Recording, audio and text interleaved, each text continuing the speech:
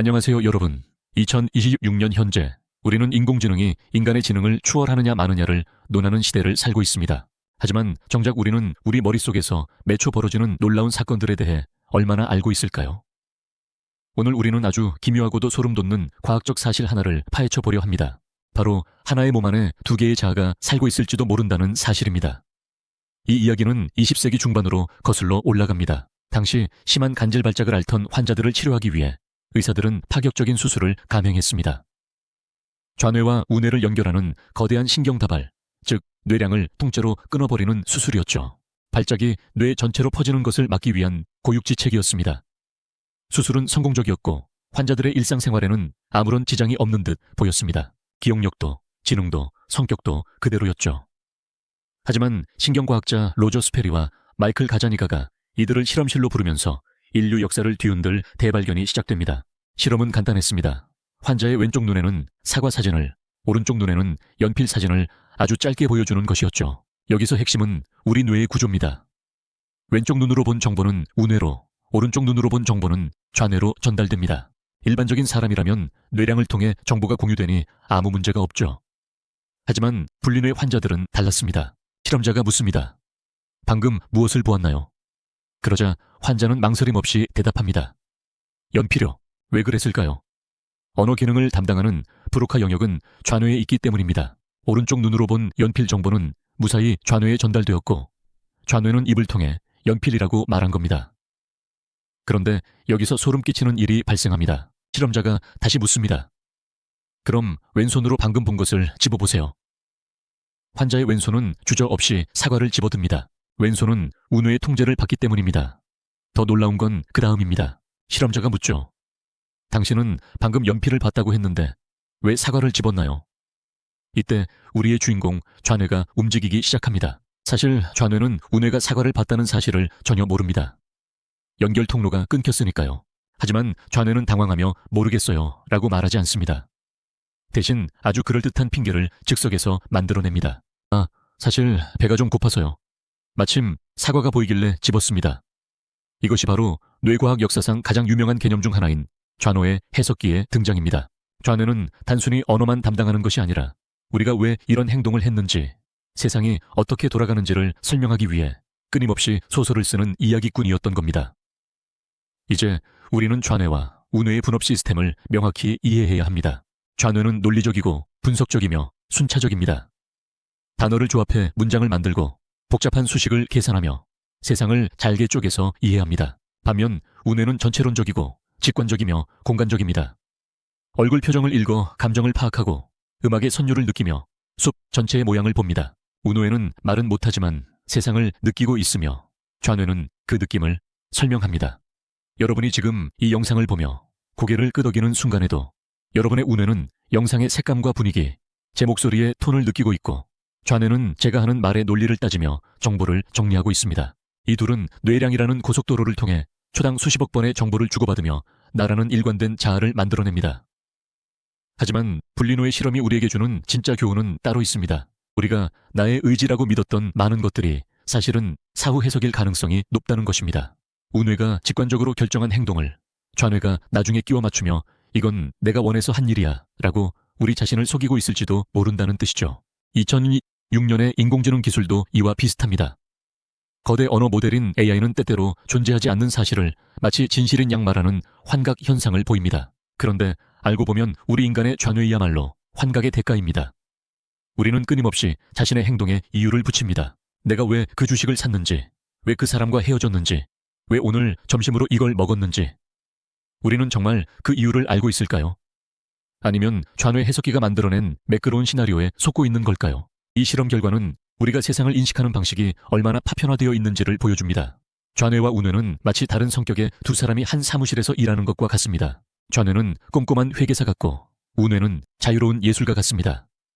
평소에는 둘이 협력해서 완벽한 결과물을 내놓지만 연결이 끊어지는 순간 각자의 길을 갑니다. 그럼에도 불구하고 겉으로 보기에 우리는 여전히 하나의 나로 보입니다. 그 이유는 좌뇌라는 강력한 편집자가 불연속적인 정보들을 하나의 매끄러운 영화처럼 편집해버리기 때문입니다. 자, 이제 첫 번째 챕터를 마무리하며 여러분께 질문을 던져보겠습니다.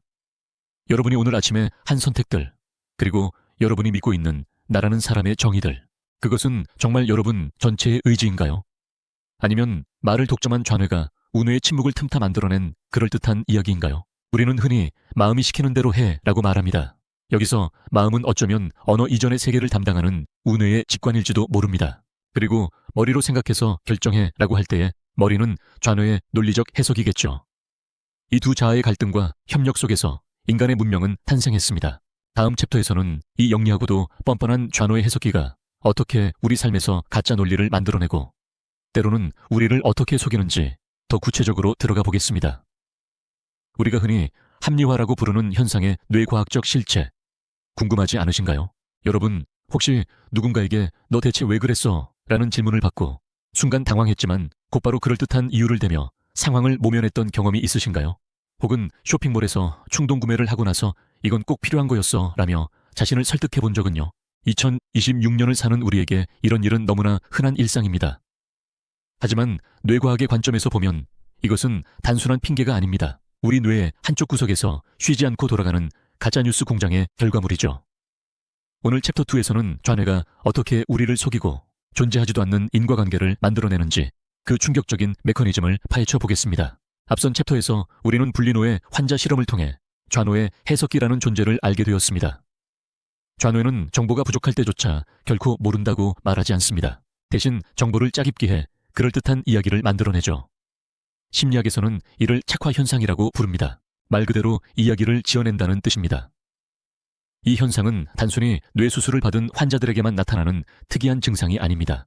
바로 지금 이 영상을 보고 있는 여러분과 우리 모두의 뇌 안에서 실시간으로 벌어지는 일입니다. 하나의 유명한 실험 사례를 더 들어보겠습니다. 연구진은 불리노의 환자의 우뇌에만 일어나서 걸으세요 라는 명령문을 보여주었습니다.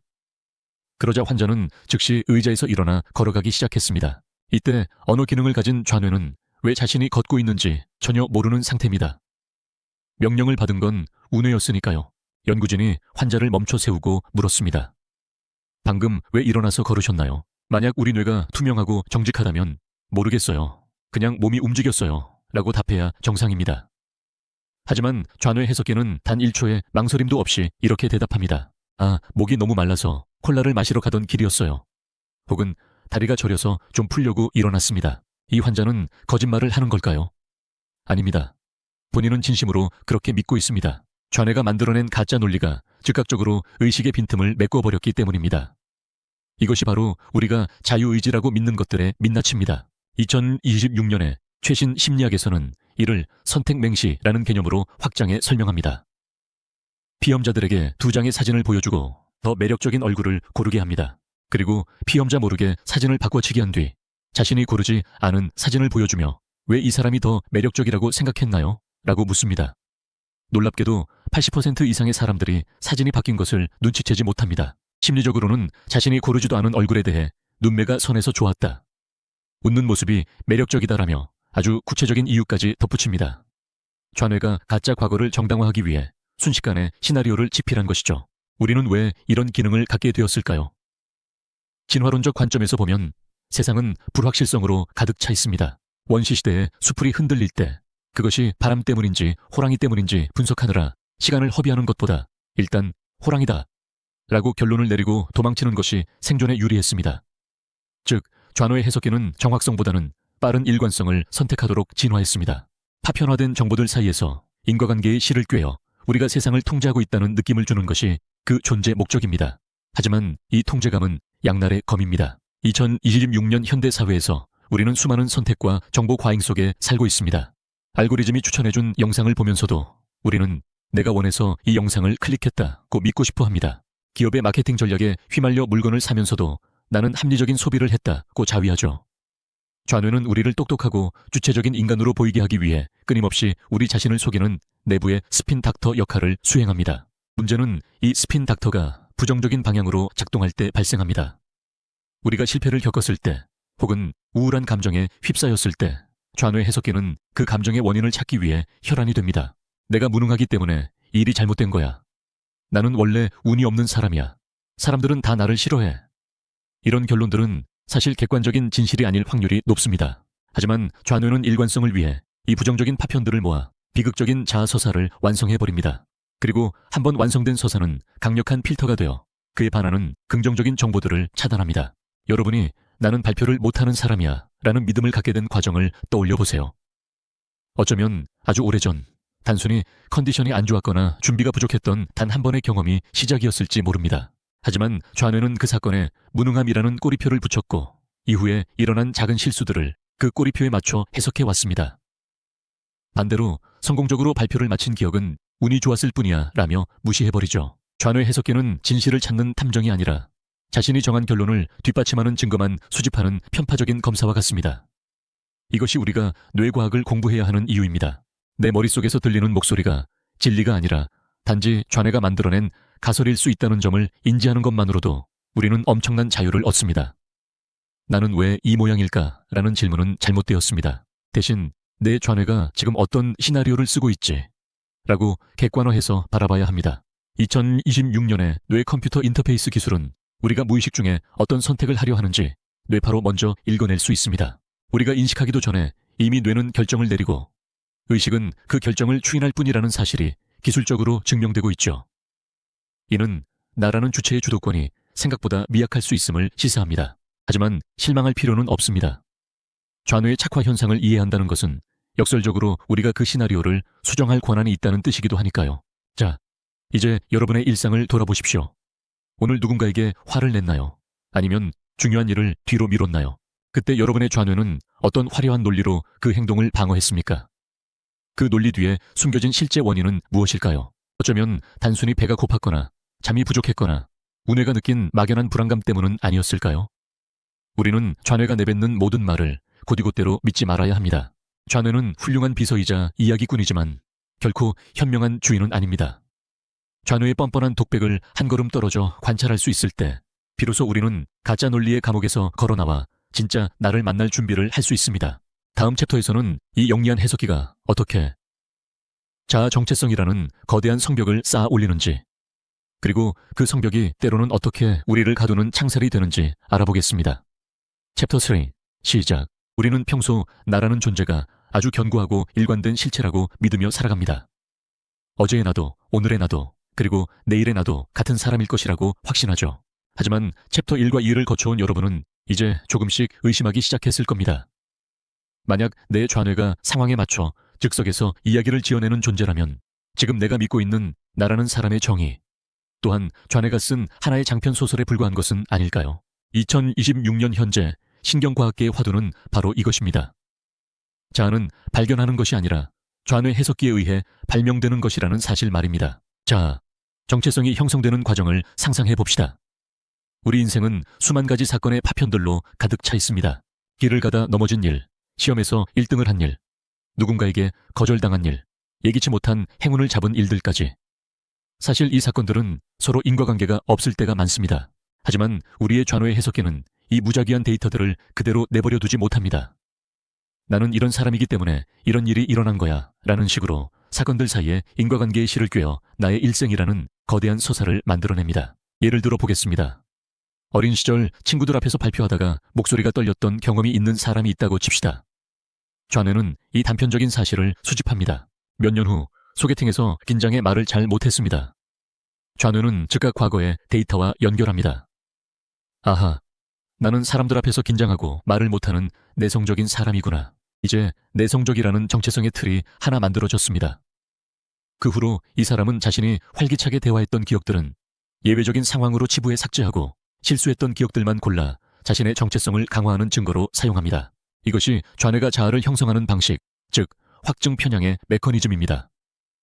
심리학자들은 이를 서사적 자아라고 부릅니다. 좌뇌 해석기는 우리가 세상에서 길을 잃지 않도록 일종의 지도 역할을 하는 자아상을 제공합니다. 나는 정직한 사람이야. 나는 운동을 좋아하는 사람이야.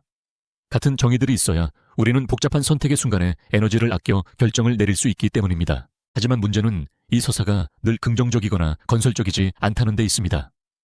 오히려 많은 경우 좌뇌 해석기는 우리를 안전하게 지킨다는 명목에 우리를 좁은 감옥에 가두어 버립니다. 나는 안 돼. 나는 원래 이래. 내 팔자가 그렇지 뭐. 여러분도 이런 말을 스스로에게 던져본 적이 있으신가요? 이것은 겸손이 아니라 좌뇌가 만든 부정적 서사의 감옥입니다. 좌뇌는 불확실성을 혐오합니다. 그래서 차라리 나는 실패자야 라고 확실하게 정의 내리는 쪽을 택합니다. 그래야 앞으로 일어날 실패들에 대해 당황하지 않고 거봐, 내 말이 맞지? 라며 통제감을 느낄 수 있기 때문입니다. 비극적이게도 인간은 불행할지언정 자신이 옳다는 느낌을 받는 것을 선호합니다. 이것이 우리가 부정적인 자아상에서 쉽게 벗어나지 못하는 소름 돋는 이유입니다. 2026년의 뇌파 분석 기술은 우리가 이런 부정적인 자기 암시를 할 때 뇌의 특정 회로가 어떻게 고착화되는지 보여줍니다. 좌뇌 해석기가 쓴 부정적인 이야기는 뇌의 전두엽과 편도체 사이의 경로를 강화하여 실제로 우리가 세상을 비판적이고 방어적으로만 보게 만듭니다. 긍정적인 이벤트가 발생해도 이건 우연이야, 나중에 더 큰 불행이 오려고 이러는 거야 라고 왜곡하게 만들죠. 결국 좌뇌가 만든 허구의 스토리가 실제 우리의 현실을 지배하고 파괴하는 자기 충족적 예언이 되는 것입니다. 더 위험한 것은 우리가 이 좌뇌의 목소리를 영혼의 목소리나 직관으로 착각한다는 점입니다. 하지만 불리노의 실험이 증명했듯 좌뇌는 단지 입을 가지고 있을 뿐입니다. 우뇌가 느끼는 막연한 불안, 신체적인 피로, 호르몬의 변화 같은 비언어적 신호들을 좌뇌가 제멋대로 해석해서 내 인생은 망했어 라는 거창한 문장으로 바꿔버리는 것뿐이죠. 꼭 기억하세요. 여러분의 머릿속에서 들리는 그 비난의 목소리는 진실이 아니라 단지 좌뇌라는 직원이 제출한 부실한 보고서일 뿐입니다. 우리는 이 자아의 감옥에서 어떻게 탈출할 수 있을까요? 첫 번째 단계는 바로 관찰자가 되는 것입니다. 좌뇌가 너는 오늘도 게을렀어 라고 말을 걸어올 때 그래, 나는 게을러 라고 동의하는 대신 오호, 나의 좌뇌 해석기가 지금 게으름이라는 프레임으로 오늘의 나를 편집하고 있구나 라고 거리를 두는 연습이 필요합니다. 2026년의 마음챙김 명상과 인지행동치료는 바로 이 지점에 집중합니다. 좌뇌의 독백을 내가 아닌 객관적인 데이터의 흐름으로 인식하는 것이죠. 우리는 흔히 나다움을 찾아야 해 라고 말합니다. 하지만 나다움이라는 고정된 실체는 어디에도 없을지도 모릅니다. 뇌과학적으로 보면 우리는 매 순간 변하는 신경가소성의 결정체입니다. 어제의 나와 오늘의 나는 세포 수준에서 이미 다른 존재입니다. 그런데 왜 우리는 10년 전, 20년 전에 좌뇌가 써버린 낡은 각본에 맞춰 살아가야 할까요? 나다움이라는 단어는 때로 우리를 성장하지 못하게 가로막는 가장 무서운 단어가 될 수 있습니다. 나는 원래 이런 사람이야 라는 말은 이제 그만두어야 합니다. 대신 지금까지 나의 좌뇌는 나를 이런 사람이라고 해석해왔어. 하지만 그건 많은 해석 중 하나일 뿐이지 라고 말할 수 있어야 합니다. 자아 정체성은 단단한 바위가 아니라 우리가 매일 새롭게 칠할 수 있는 캔버스와 같습니다. 좌뇌 해석기는 훌륭한 도구이지만 그 도구의 주인은 바로 여러분입니다. 이제 여러분께 묻고 싶습니다. 당신의 좌뇌는 지금 당신에 대해 어떤 소설을 쓰고 있나요? 그 소설의 주인공은 매일 좌절하고 있나요? 아니면 작은 희망의 근거를 찾아내고 있나요? 그 소설이 마음에 들지 않는다면 우리는 언제든 펜을 빼서 들 수 있습니다. 왜냐하면 그 소설을 쓰는 작가는 바로 우리 몸 안에 살고 있는, 하지만 통제 가능한 해석기이기 때문입니다. 다음 챕터에서는 이 언어의 감옥이 어떻게 실제 우리의 감각을 왜곡하는지, 그리고 우리가 나는 안 돼 라는 서사를 고집할 때 뇌에서 어떤 일이 벌어지는지 더 깊이 파고들어 보겠습니다. 챕터 4 시작. 여러분, 말이 씨가 된다는 옛말이 2026년 현재 뇌과학적으로 얼마나 정확한 사실인지 알고 계시나요? 우리는 흔히 언어를 단순히 생각을 전달하는 도구라고 믿지만 실제로는 언어가 우리의 생각과 감각, 심지어 미래의 행동까지 결정하는 설계도 역할을 합니다. 오늘 챕터 4에서는 좌뇌가 만든 언어의 감옥이 우리 삶을 어떻게 가두는지, 그리고 그 견고한 창살을 어떻게 부술 수 있을지 이야기해보려 합니다. 우리는 하루에도 수만 개의 문장을 머릿속으로 읊조립니다. 오늘 날씨 좋다, 배고프다 같은 사소한 말부터 나는 역시 안 돼, 내 인생은 왜 이럴까 같은 무거운 정의까지 말이죠. 여기서 문제가 되는 것은 후자입니다. 챕터 2와 3에서 살펴봤듯이 좌뇌 해석기는 일관성을 유지하기 위해 필사적입니다. 만약 여러분이 스스로를 실패자라고 정의하는 순간 여러분의 좌뇌는 그 즉시 실패자 필터를 장착합니다. 이 필터는 아주 강력하고 편파적입니다. 여러분에게 일어나는 수많은 긍정적인 사건들을 오류나 운으로 치부해버리죠. 예를 들어 평소 나는 사회성이 부족해 라고 말해온 사람이 우연히 파티에서 즐거운 대화를 나눴다고 가정해봅시다. 객관적으로는 사회성을 발휘한 순간이죠. 하지만 좌뇌 해석기는 이 정보를 그대로 받아들이지 않습니다. 대신 이렇게 속삭입니다. 상대방이 너무 착해서 맞춰준 것뿐이야.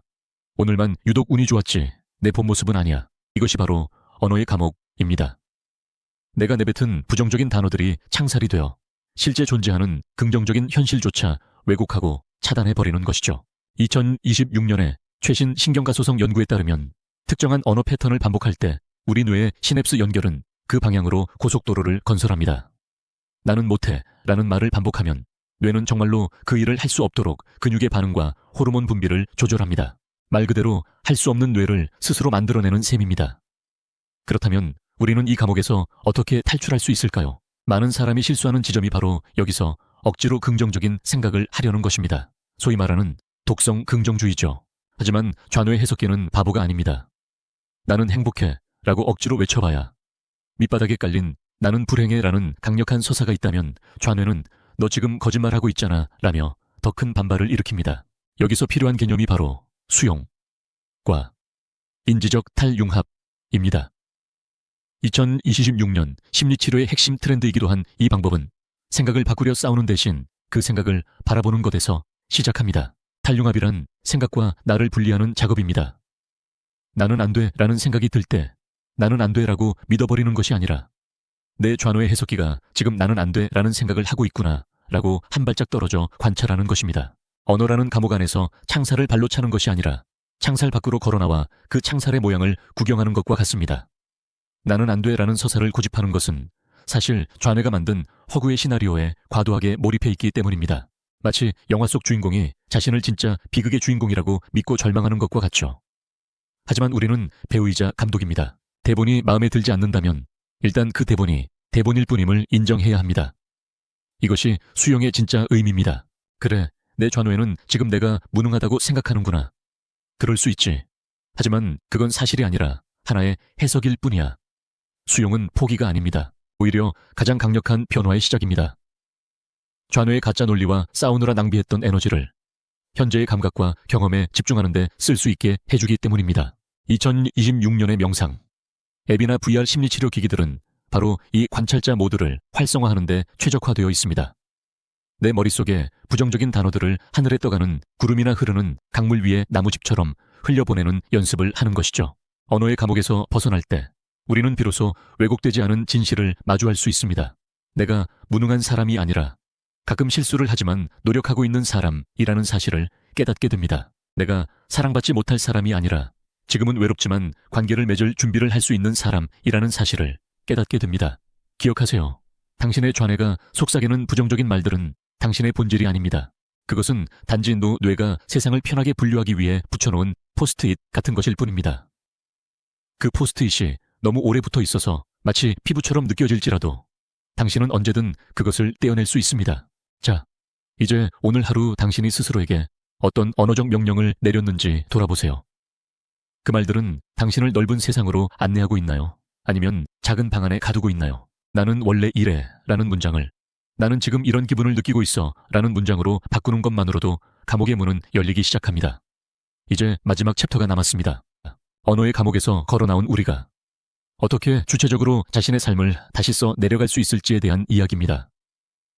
나다움이라는 낡은 서사를 버리고 매 순간 선택의 가능성을 인지하며 살아가는 법. 자, 드디어 마지막 여정입니다. 우리는 지금까지 참으로 놀라운 사실들을 확인해 왔습니다. 내 머릿속에는 서로 소통하지 않는 두 개의 자아가 살고 있을 수 있다는 것. 좌뇌는 말도 안 되는 이유를 지어내서라도 나를 정당화하려 한다는 것. 그리고 그 과정에서 만들어진 자아라는 이름의 감옥이 우리를 얼마나 옥죄고 있는지도 말죠. 이제 2056년을 살아가는 우리에게 남겨진 가장 중요한 질문이 있습니다.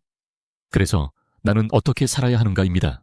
우리는 흔히 나다움을 찾고 싶어 라고 말합니다. 2026년 현재 서점가와 자기개발 시장에서 가장 많이 팔리는 키워드도 여전히 진정한 나입니다. 하지만 오늘 우리가 배운 뇌과학은 우리에게 충격적인 진실을 건넵니다. 진정한 나, 고정된 나 같은 건 처음부터 없었다는 사실입니다. 나다움이란 과거의 좌뇌 해석기가 그동안 수집한 정보들을 바탕으로 대충 기워 맞춘 어제의 결과물일 뿐입니다. 만약 여러분이 나는 원래 이런 사람이야 라는 말 뒤에 숨어 변화를 거부하고 있다면 여러분은 지금 좌뇌가 쓴 낡은 소설의 조연으로 살고 있는 셈입니다. 2026년의 인공지능이 과거 데이터를 학습해 다음 문장을 예측하듯 여러분의 뇌도 과거의 데이터를 바탕으로 여러분의 미래를 제약하고 있는 것이죠. 하지만 여러분은 알고리즘이 아닙니다. 여러분은 스스로의 코드를 수정할 수 있는 주체적인 존재입니다. 주체적인 삶을 위한 첫 번째 단계는 나다움이라는 환상을 버리는 것입니다. 나는 누구인가? 라는 질문은 우리를 과거에 묶어둡니다. 대신 우리는 나는 지금 이 순간 어떤 이야기를 써 내려가고 싶은가? 라고 물어야 합니다. 과거의 서사가 비극이었다고 해서 오늘 시작하는 새로운 챕터까지 비극이어야 할 이유는 전혀 없습니다. 좌뇌 해석기는 언제든 새로운 데이터를 받아들일 준비가 되어 있습니다. 우리가 새로운 행동을 하기 시작하면 해석기는 그 행동에 맞춰 새로운 정체성을 부여할 수밖에 없기 때문입니다. 이것을 저는 선택의 가능성을 인지하는 힘이라고 부릅니다. 2026년의 고도화된 사회에서 우리는 수많은 알고리즘과 타인의 시선에 휘둘리기 쉽습니다. 하지만 뇌과학을 아는 우리는 알고 있습니다. 내 감정과 생각은 발생하는 것이지만 그것에 어떤 의미를 부여할지는 내가 선택할 수 있다는 것을요.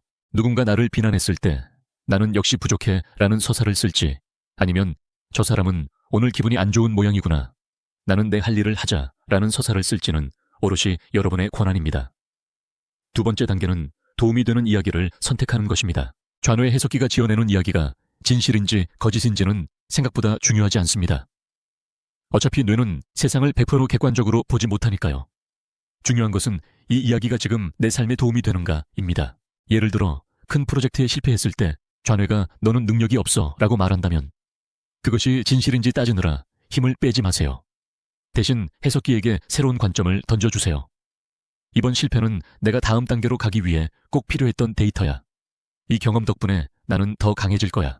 역시 좌뇌가 지어낸 이야기일 수 있습니다. 하지만 이전의 비극적인 이야기보다는 훨씬 더 여러분의 삶을 생산적인 방향으로 이끌어줄 유용한 허구입니다. 2026년의 뇌 가소성 연구는 우리가 의도적으로 새로운 이야기를 반복할 때 실제로 뇌의 물리적 구조가 변한다는 것을 증명했습니다. 새로운 서사를 선택하고 그에 맞춰 행동하는 과정이 반복되면 과거의 부정적인 회로는 약해지고 새로운 긍정적 회로가 기본값이 됩니다. 즉, 여러분은 자신의 뇌를 다시 프로그래밍할 수 있는 프로그래머인 셈입니다. 세 번째 단계는 지금, 여기의 감각에 집중하는 것입니다. 좌뇌 해석기가 가장 활발하게 가짜 논리를 만들어낼 때는 우리가 과거를 후회하거나 미래를 불안해할 때입니다. 하지만 우리가 지금 이 순간의 호흡, 발바닥에 닿는 지면의 감각, 눈앞의 풍경에 온전히 집중하면 좌뇌의 시끄러운 독백은 잠잠해집니다. 뇌가 담당하는 직관적 현재가 활성화되기 때문입니다. 주체적인 삶은 거창한 성공에서 오지 않습니다. 좌뇌가 만들어낸 언어의 감옥 밖으로 수시로 걸어나와 생생한 현실을 느끼는 연습에서 시작됩니다. 나는 안 돼 라는 생각이 들 때 잠시 멈추고 지금 내 주변에 있는 세 가지 물건의 색깔을 관찰해보세요. 그 짧은 순간 여러분은 좌뇌의 폭주를 멈추고 해석자가 아닌 경험자로서의 주도권을 되찾게 됩니다. 마지막으로 여러분의 삶이라는 소설의 작가로서 여러분에게 당부하고 싶습니다. 과거의 챕터들이 어떠했든 그것은 이미 출판된 페이지들입니다. 수정할 수는 없지만 그것이 결말을 결정짓게 내버려 두지는 마세요. 2026년 오늘 여러분의 손에는 여전히 펜이 들려 있습니다. 여러분이 오늘 내리는 작은 선택 하나, 오늘 스스로에게 건네는 따뜻한 말 한마디가 새로운 챕터의 첫 문장이 될 것입니다. 나는 원래 이래라는 마침표 대신 나는 오늘 이렇게 해볼 거야 라는 쉼표를 찍으세요. 삶은 발견되는 것이 아니라 매 순간 여러분의 선택에 의해 창조되는 것입니다. 지금까지 5개의 챕터를 통해 우리는 뇌의 신비로운 작동 방식과 그 안에 숨겨진 자아의 비밀을 함께 탐험했습니다. 이 영상이 여러분의 좌뇌의 해석기에게 아주 좋은 재료가 되었기를 바랍니다. 이제 여러분의 좌뇌가 나는 내 삶을 스스로 재구성할 수 있는 지혜로운 사람이야 라는 멋진 서사를 쓰기 시작할 차례입니다. 여러분의 새로운 이야기를 응원합니다. 지금까지 원리사전이었습니다. 시청해 주셔서 감사합니다.